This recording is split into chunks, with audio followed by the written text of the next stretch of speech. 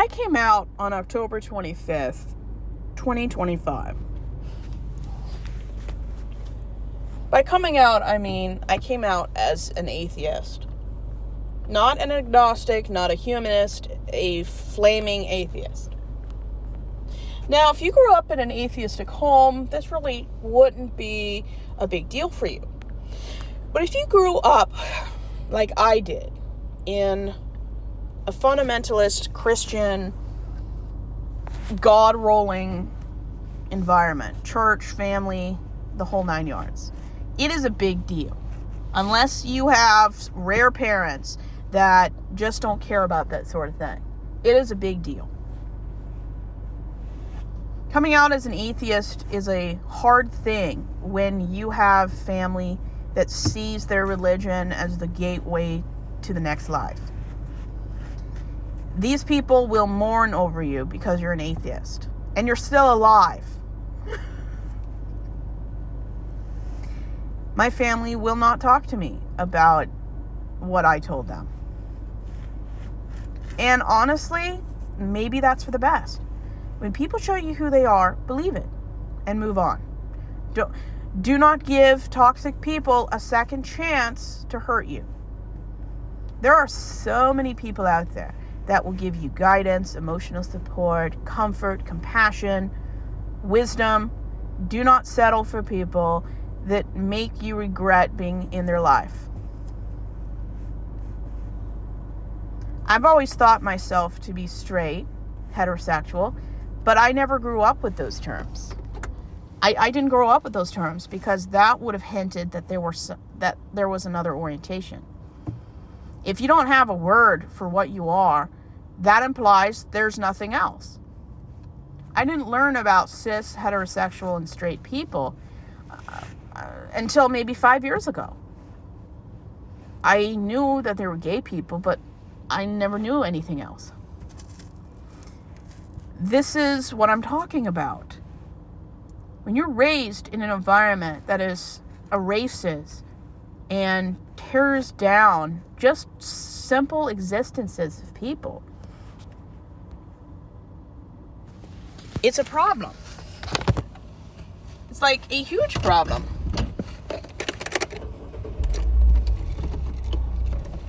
I look at it as when you don't know something's out there and you're so sheltered you don't know to educate yourself, that's one thing. If you're in your 20s and don't know any better, fine. If half your life is over and you still don't know that there's more than heterosexual people, like, get a clue, people. I mean, I first learned about gay people when I want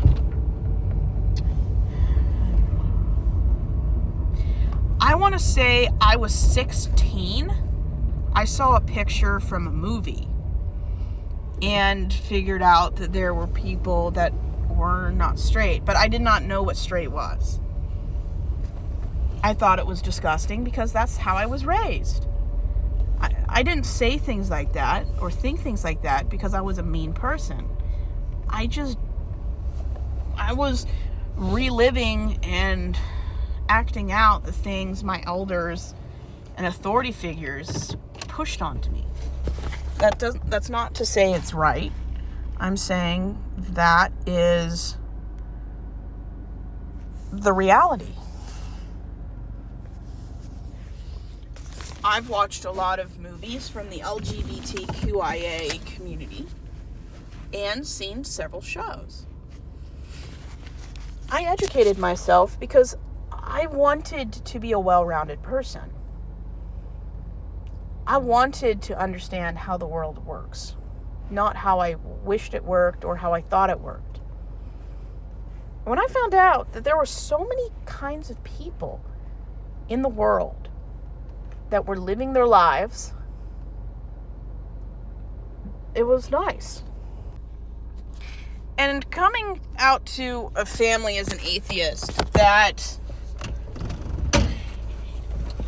none of my siblings have ever come out as an atheist. I'm pretty sure my second eldest brother, who's 12 years older than me, said that he didn't want a God. That's not really the same thing. I don't think I'm the first person in the family to have this problem. However, when you look at the people in my family that dared to say they didn't want Christianity in their life, and you look at the relationship they've had with my parents, you will see a lot of fractured interactions. My parents don't know how to have a positive relationship without tension and strain if the person is not a Christian. And this is an ongoing problem. I didn't notice this until I came out as an atheist. If you cannot have a relationship with somebody that isn't fractured, warm, loving, especially with your son, because he doesn't do your religion. If that's the thing that kills relationships, maybe you need to get away from whatever that is. The only reason I would stop being friends with somebody is if they stood for things that hurt people I care about. If people I knew supported people like Donald Trump, white supremacy, hated black people, viewed women as inferior, and gay people as a sin, I don't want to be friends with those people. There are so many warm people I can be around that views everyone as equal, that don't detest people for being who they are. I don't want to be around those people. I deserve better. Every relationship my family, my parents, my mother especially, has fractured if the person doesn't 100% have the same religion. This is why the youngest of my brothers, who's 3 years older than me, why has his relationship with my mom been good for the next 10 years? Because he's the same kind of Christian she is. Calvinistic, he's a pastor. And this is what I'm talking about. If your relationships hinge on if they are a carbon copy of yourself, what kind of religion are you in? I mean, they cannot have a good long-term relationship that's warm and kind with one of my brothers. Well, two of them, because they're a different form of Christianity. They can use an excuse like, well, the person never reaches out. That's not the reason. That's not the reason. You don't want a great relationship with someone because they're not your form of Christianity. They're progressive, they're liberal, but they're not your kind of Christianity.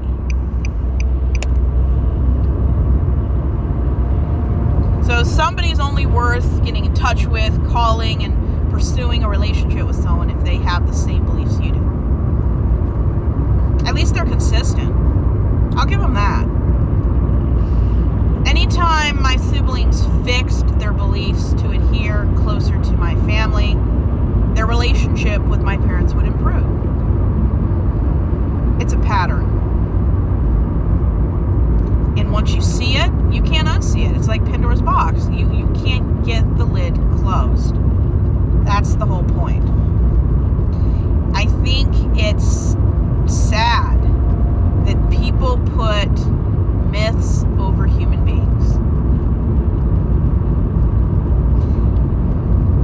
Unless someone's actively being hurt by somebody's beliefs, it's not worth treading a relationship over.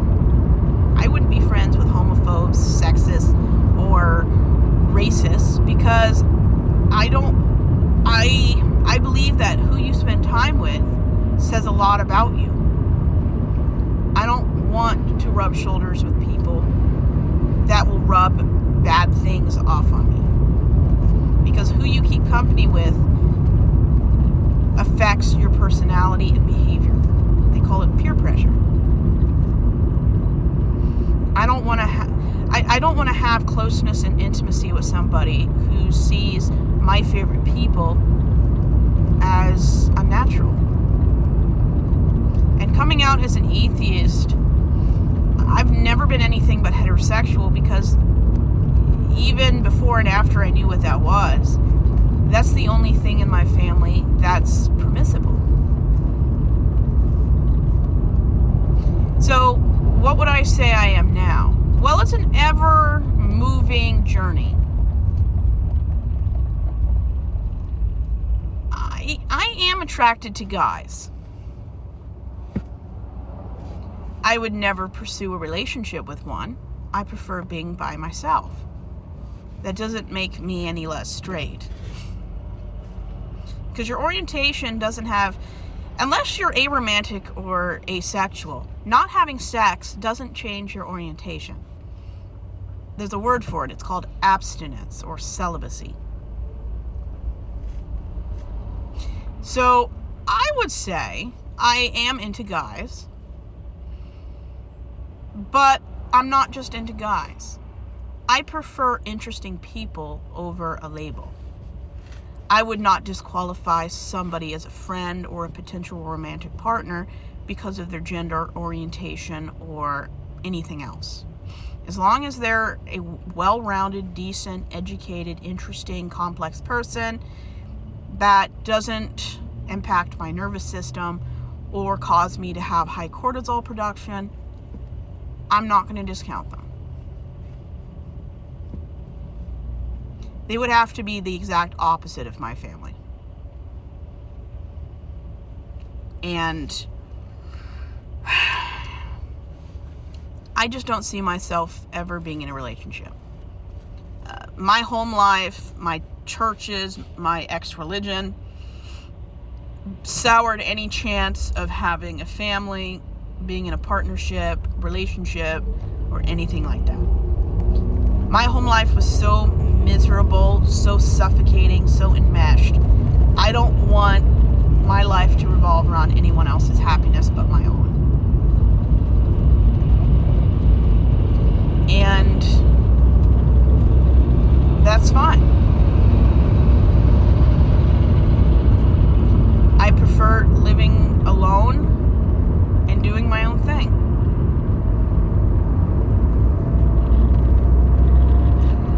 I would say I have primary and secondary attractions.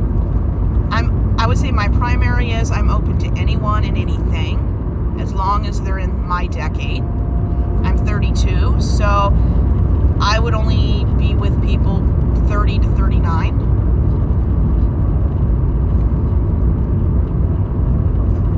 And I don't know, I just haven't met anybody that comes halfway up to my standards. When you've experienced what relationships should look like and what you want in therapy, 99% of relationships I see just don't do it for me. And that's fine.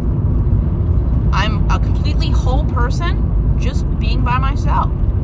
I think women in general would be safer, have better lives, and their futures would be brighter if they were as comfortable. If women were more comfortable being alone by themselves, enjoying their own company more than they enjoy being with a man or a partner, fewer women would see themselves in dangerous situations. When you understand that it's perfectly fine and enjoyable to be by yourself, women would less likely end up in abusive situations. And I talked to my therapist about this.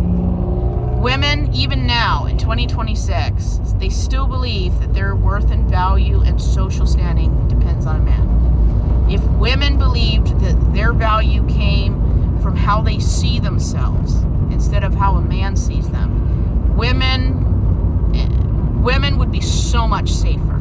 Because when you know your value and you can advocate for it, you just don't put up with that crap anymore. You just don't. It's like jobs I worked. When you realize how much you should be making, what you deserve, and what you're not getting, I've quit so many jobs because I'm not going to put up with incompetence anymore. will not work for mediocre people. I don't want to sit next to mediocre people either. You can be straight, you can be whatever you need to be, just don't be boring about it. Be interesting. Be you. Do not conform. And a lot of the problem in our society is people are more afraid to be alone than they are being alive. And it's very true. If women really wanted to be safe more than married, they would be in a much safer position. And that's why I always say, not just choose better. Sometimes choosing means choosing yourself. I always choose myself first, and if people think that's selfish, then they're probably unhappy that they're not using me. Because the people you want in your life want you to choose you. They want you to have good mental health. They don't complain that you're not giving me something. Primarily, I'm open to anyone who is halfway decent and doesn't grate on my nerves. Secondary would probably be guys, but they're not primary. I won't allow myself to be boxed in to being a boring stereotype. There's nothing wrong with liking guys. I just don't want to box myself into a corner that I lose life experience and happiness because a label and conformity is more important than anything.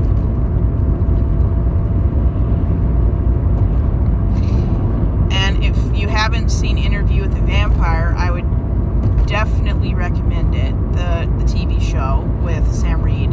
I forget what the other guy's name is, but he's great too. When people ask what orientation I am, I just say I'm non-discriminatory. I don't discriminate. I care more about someone's integrity and what they've accomplished and the motives behind their accomplishments than I do about what they look like. Because beauty is skin deep. Beauty does not matter. I would rather be with an amazing, average-looking person than a shallow, soulless, cheating beauty queen. And that's not to say that beautiful people are shallow, but most people I've met that are shallow usually adhere to toxic beauty standards of all orientations, not just men and women. The more people are focused on their outward appearance, usually, according to my experiences, they're less likely to emphasize what's inside. And I don't nail myself down because of one attraction type. Sure, I might notice attractive guys first, but being attracted to men would be a secondary thing. The primary for me is the quality of the person, the quality of their traits, their consistency. Do they take accountability? Is there change? Are they the best versions of themselves? Do I make them the best version of themselves? Do they do that for me? I don't care how attractive someone is. I don't care how powerful and rich they are. If having a boyfriend or a girlfriend is an embarrassment for me because of who I've chosen, it really doesn't matter what they are. Life is too short to settle. Settling's bad because the person that might be a better choice for you, it's like puzzle pieces. That's what friendships and relationships are kind of like. Puzzle pieces. Compatibility is important, but it's not everything. Does that sometimes compatibility, there are different kinds of compatibility. And having the same interests, liking the same things, liking the same music, I wouldn't call that compatibility. I would call that more similar kinds of people. Sometimes the best relationships, the best friendships are people who have little in common, because opposites can attract. But even with opposites attract, you have to be careful that you're not so different that your morals, your dreams, your life goals, and where you want to end up and the journey along the way is you're going in the same direction. Or you want things that are similar enough that you both will last. But compatibility isn't always about being similar. It can also be about being very different, but in your differences, you complement each other. I don't view relationships and friendship as the main course. I view it as like a topping, something that's supposed to make your life better, but I don't want it to be the center of my life. That's me. The most important relationship I want in my life is me.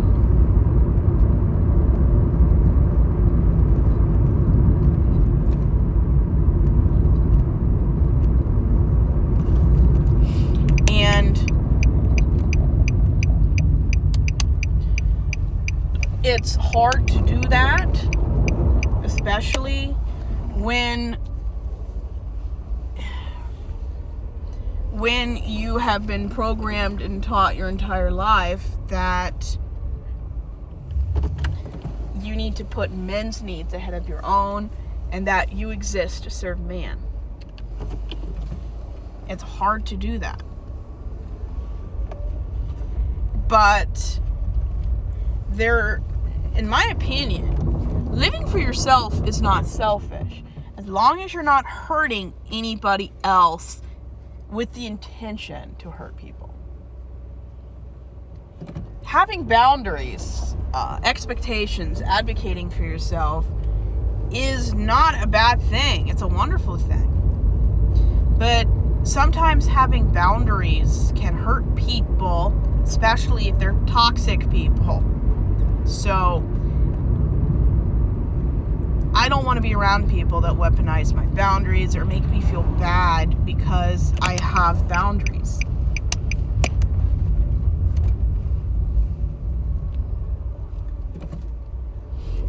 And I think we all deserve better.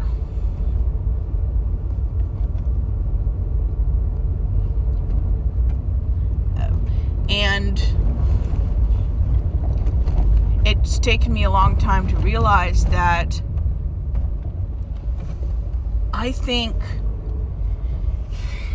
knowing what you want and being able to advocate for yourself are two very different things, especially if you're like me and you grew up in a home where agency does not exist.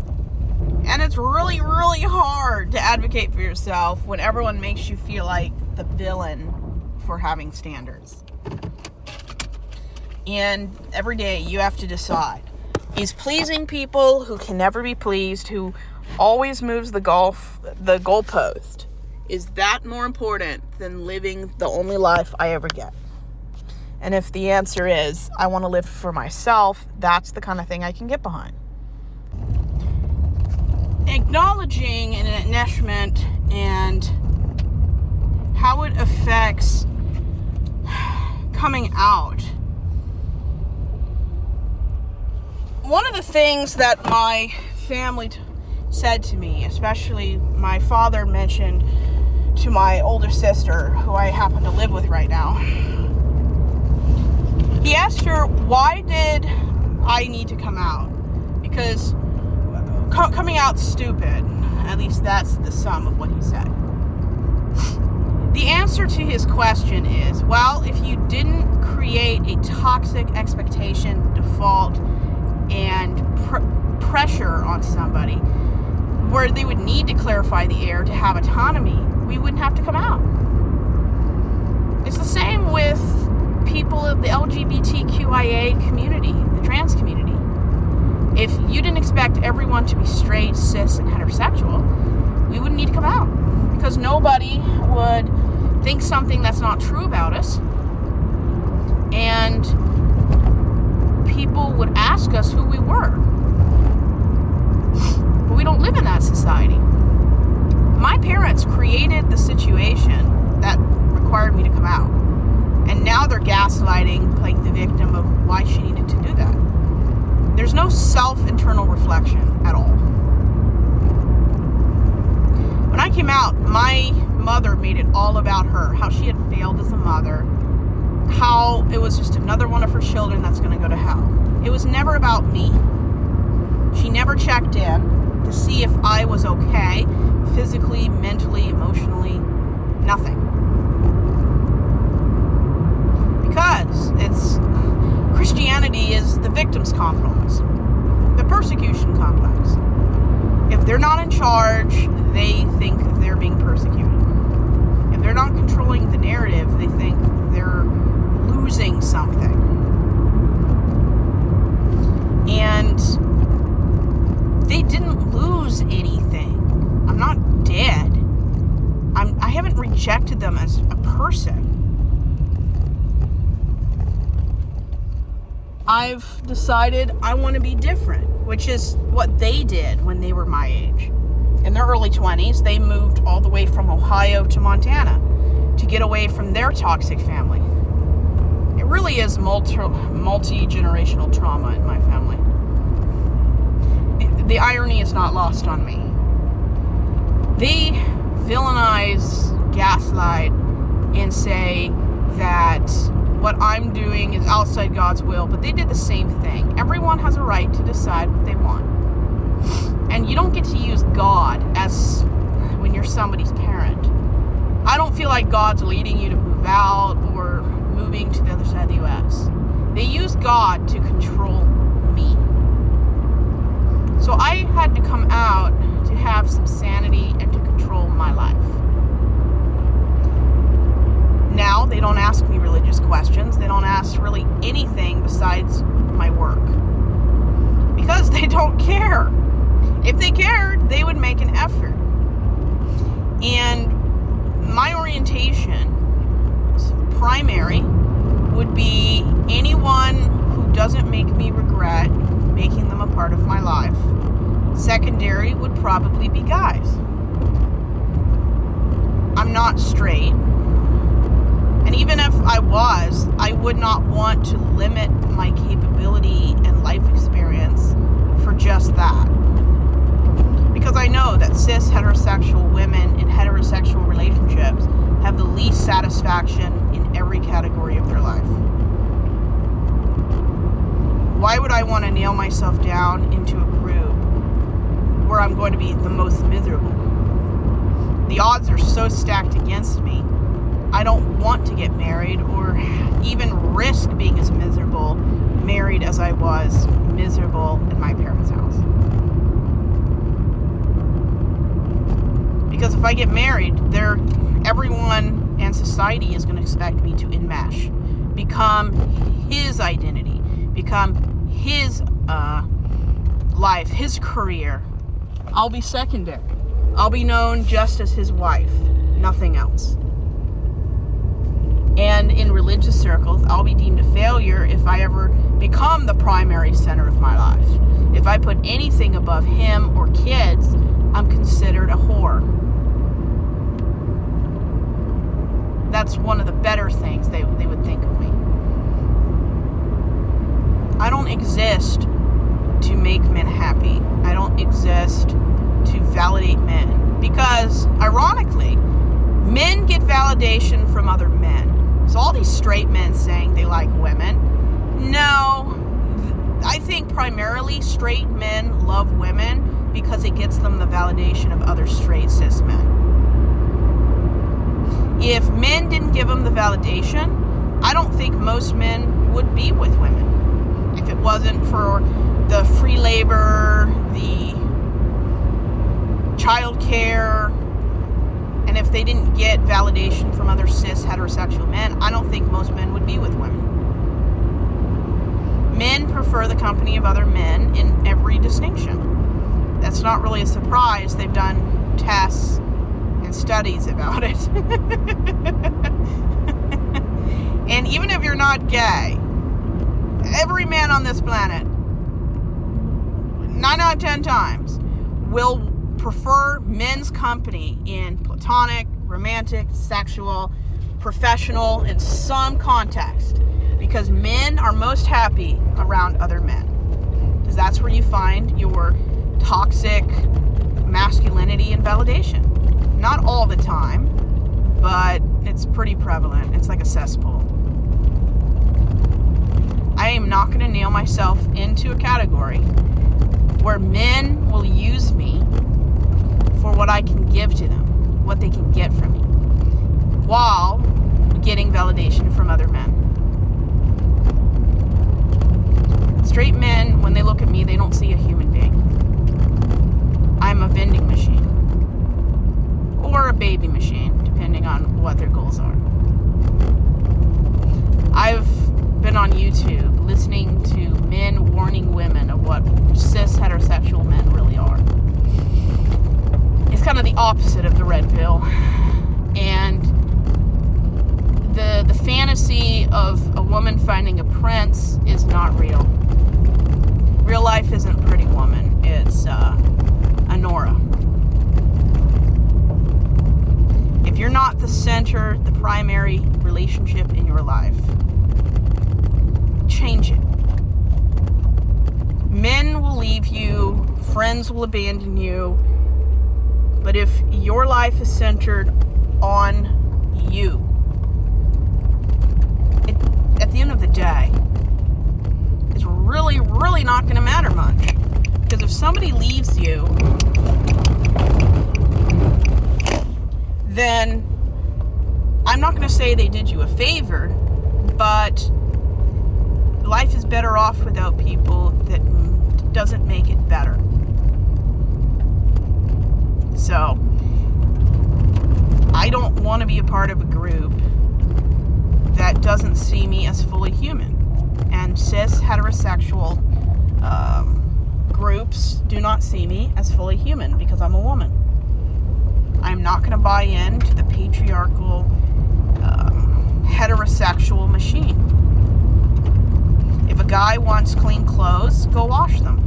If a guy wants food, go bake it, go cook it, go grill it. If a man wants children, then he's not getting it from me because I don't want kids. And it's okay if the people listening want kids, that's fine. Just don't do it because that's the only thing you're good for. Or because that's your expectation, or that's what happens when you get married. The only thing that should happen is if you're happy. Anything besides happiness, fulfillment, and a better life, I wouldn't call that a marriage. That's a partnership, like a business. It really is. Relationships should make you happy, fulfilled, and a better person in every sense of the meaning. If it makes your life harder, less happy, you don't want to go home because it's just one fight after another, you're better off by yourself, getting new friends, starting a new career. Life's too short to waste it on people that see you like a vending machine. That's why I will never nail myself down into a heterosexuality nightmare. Life is too short to constantly have problems. Problems I can deal with. Creating my own issues, no thank you.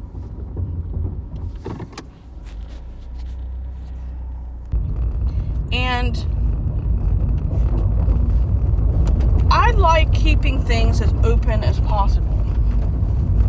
Unless it's something I've tried and I don't like, I prefer to keep every window and door open when it comes to sexuality and orientation as possible.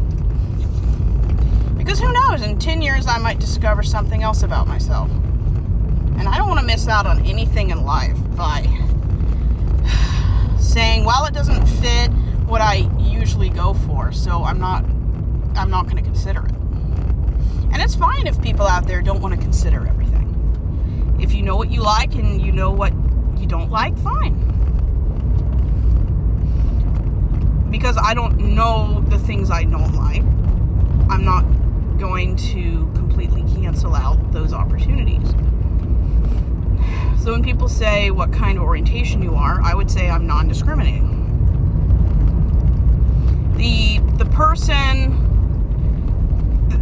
The person does not cancel themselves out. It's their behavior, their lack of morals, their inability for consistent good behavior, no accountability, no change, being mean, being anything before phobe would just disqualify them immediately. I don't want to be friends or spend my life with somebody that doesn't see everyone as equal. And I was raised to never consider anybody but a white person as a potential friend or partner. And yeah, they never told me, well, don't marry white people. I've asked at least three people in my family, would you ever consider marrying someone or spending your life with somebody that wasn't white? And they all say no. They would cite health defects, mental defects, stuff like that. And they would not even consider if somebody was Asian or African American or anything else, really. They would not consider it because they don't want to blend races. If that's not racism, I don't know what is.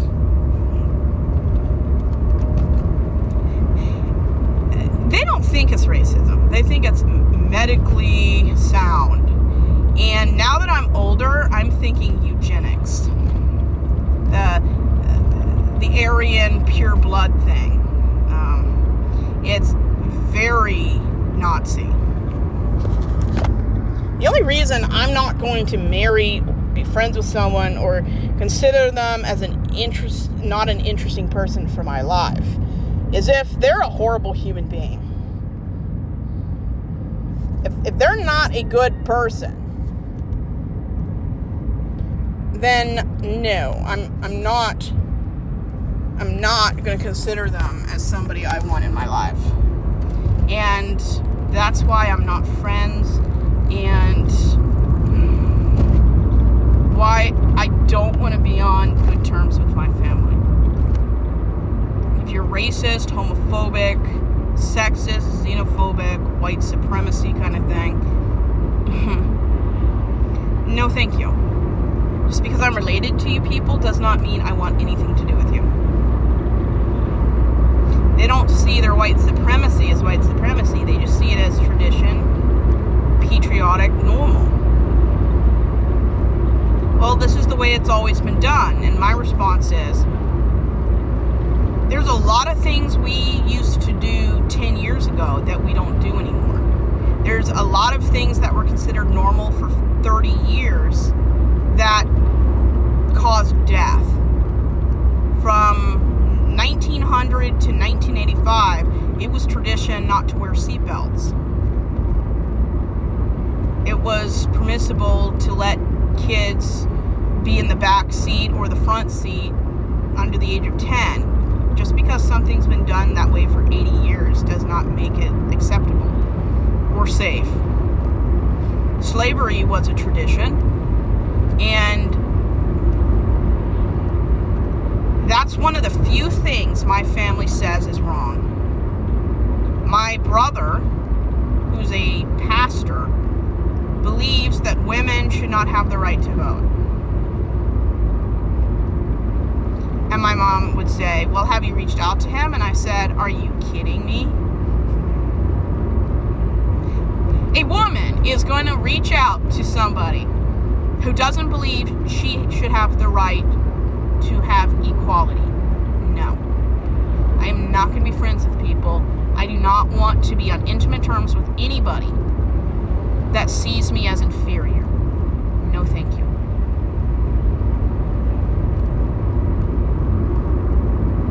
Who you spend time with, who you look up to, and who you support is a inside track of who you are as a person.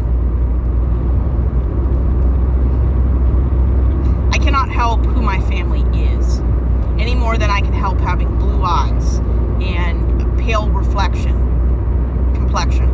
I cannot help that. That's DNA. I can help whether or not I allow things to slide. I do not want an intimate relationship with anyone in any shape or form that sees gay people as a disease. And I talked to my mother about this 6 weeks ago in person. And I said, you don't believe that gay people, and when I say gay, I mean everyone who isn't straight, except for trans people. I'm still learning what do they consider themselves under the gay umbrella. If you know the answer, please put it in the comments. I'd love to know. But I'm talking about people who are not straight, and most of them identify as cis, but we'll leave that an open-ended thing. I asked her, anyone who is not straight, do you believe they should have equal rights, protections under the law, marriage protections? And she said no. And I said, do you know what happens when people do not have equal protection? She does not care. I know what happens to people that don't have equal rights. If you've ever heard of James Byrd Jr. or Matthew Shepard, you probably could figure it out. If people's lives are not protected under hate crimes, prevention acts, if people don't have Medicaid, Medicare, health care because they are a close partner to somebody else, if they can't get insurance, mortgages, adoption because of their orientation, they are more likely to live a shorter lifespan, if they even make it to the age of 40. Because if you live in a very homophobic, transphobic place, you're flipping a coin if someone beats you up. Sometimes it's in bathrooms. And if you're 70 years old and you don't believe everyone should have equal protections, I don't want to be your friend. I don't want you near my kids either, if I had any. It's all dressed up as protecting the family. Actually, it's not protecting the family, because there's a very good chance, if you have 3 kids, that one of your kids will not be straight. Are you going to love your kid less because they're not straight? Are you going to endure that child because they're different, and a good different? If you can't handle having a potentially non-straight child and accepting them for who they are, you have no business being a parent. Because 1 out of 5 kids, on average, are not straight. And you are playing the lottery when you have kids. That 1 out of 5 of them is going to have mental health problems. 1 out of 5 is going to be not straight. If they go to school, there's not a big chance, but there's a chance they'll be involved in a school shooting. If you cannot handle those statistics and the realities of having kids, stop having kids. I honestly think most parents in America, they're aware of what can happen, but they act like it's not going to happen to me, so I never have to deal with it. And when it actually happens to them, they freak out. Like the end of the world is coming because somebody, instead of liking pussy, they like dick instead. Like, what's the end of the world? if you see that person as an embarrassment for your family, maybe you need to choose better friends. It's so prevalent nowadays. Who cares what you're into? If somebody cares more about who you have sex with and who you're married to and who you are, more than they care about giving children a better tomorrow or not being involved in stupid religious wars, they have fucked up priorities. They do. I'm more focused protesting against tyranny and fascism than I even think, well, is that person a man or a woman? I don't care. I just assume they're not anything until they confirm it. I do not assume about people. I get in trouble if I assume. I just assume everyone is into everything until they say otherwise. I don't assume people are cis, straight. I don't assume nothing. And just because somebody fits the heterosexual married life does not mean they have a biblical marriage or a traditional marriage. I do not assume anything about anyone. Only fools assume about people. Assuming makes it uncomfortable for everybody. So when people say, what are you into? I just say I'm non-discriminating. I'm not looking. I've never looked. So there's a difference between finding somebody attractive and pursuing somebody. I prefer being by myself. And live your life with integrity. Stop caring what anyone thinks. And at some point, stop caring what your parents think. Because caring more about what someone else thinks than what you think about your life is only going to hurt you. Conformity and compet only work if you give a fuck what anyone thinks. Because at the end of the day, they don't have to live with your life choices. You do. You have to live with every choice you make. And you do not want to look back in your 40s wondering what I could have been, who could I have been with, what experiences I could have had if I grew a pair. And if my family won't accept me for being an atheist, they just did me the biggest favor. Even if it makes them a coward, rude, insufferable, supercilious, and a stupid person, they still did me a favor.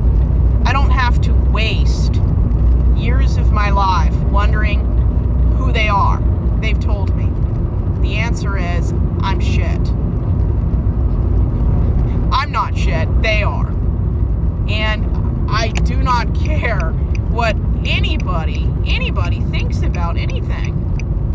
Unless that person's opinion or life choice made me happier after knowing it, I just don't care what they think.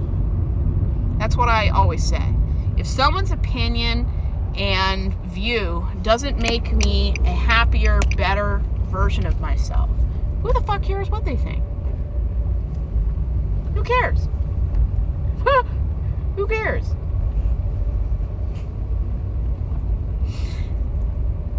And I always tell myself, be very careful whose opinion you put merit to.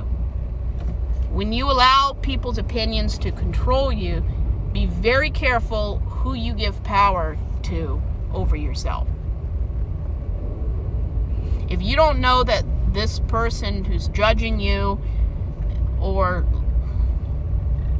trying to guilt you isn't the kind of person whose opinion matters and you respect, be very careful how much authority you give that person.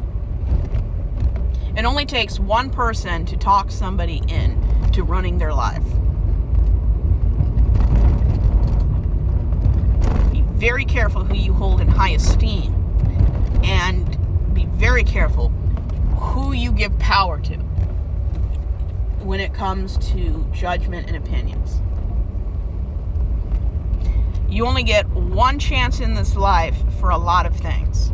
If you're lucky and you're young enough, you might get a second chance when it comes to who you marry. Friends can utterly destroy you. I should write a book on the religious friends my family had. Between being thrown out of 3 churches, ostracized, lied about, you have not met petty, mean, cruel, and diabolical compared to religious people. That's why I have always said there is no hate like Christian love. I mean, there is no disdain like Christian love. There is no hatred, meanness, cruelty, judgmental like Christian love. They are. Some of them are like buzzards. They will rip you apart. The secret to having a good life is not giving a fuck.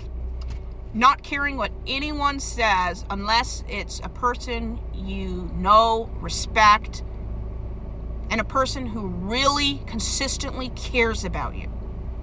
Who is telling you something or warning you or explaining something to you because you know they have your best interests. Not your soul's best interest, your best interest.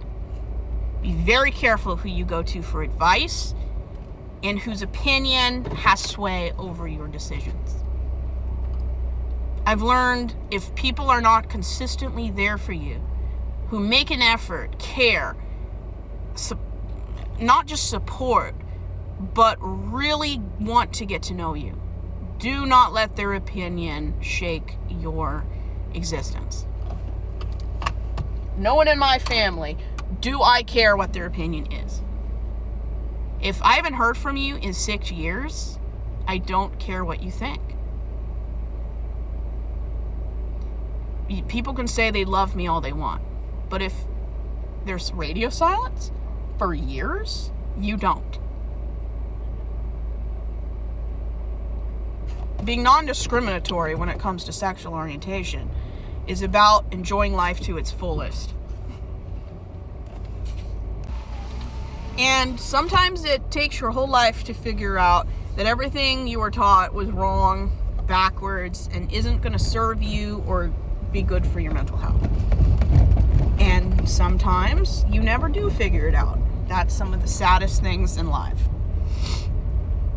I want to live a life where I'm proud of who I am, and I'm proud for being who I am. And if nobody gets it, understands it, I would rather go to a party all by myself because I respect myself than be in a room full of people that see me as inferior. An empty house is better than a house filled with people I loathe. And if being non-discriminatory works for me, fine. It's not hurting anybody. My family would probably lose their shit. But if being an atheist, feminist, non-discriminatory, gay activist, BLM activist, if that irritates their bowels, I think that is the best reality I could ever hope for. I'm done living a life for them because they've never brought me joy. Life is better when I live what I am. And I would rather it irritates them than it irritates me.